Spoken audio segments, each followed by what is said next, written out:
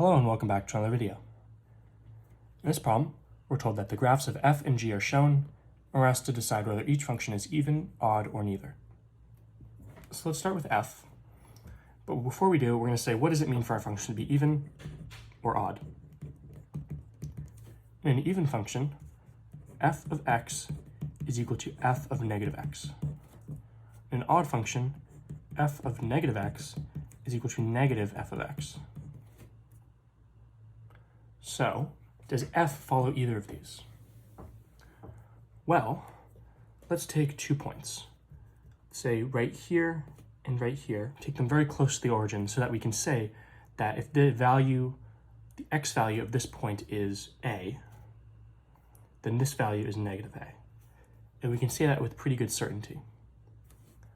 Is the value of f of a equal to f of negative a? No. The value of f of negative a is a little bit higher, it's a little bit greater, so they're not equal. Is f of negative a equal to negative f of a? No, they're both positive, so one can't be the negative of the other, so this is also not true. Therefore, f is neither. What about for g? Let's take these 2 points. Does is g of a equal to g of negative a? Yes, they have approximately the same value. I didn't write the points perfectly, but if we pick any 2 points that are equally distant from the y-axis, they have the same value. This point and this point are down there, this point and this point are up here, these points are here, so this is true.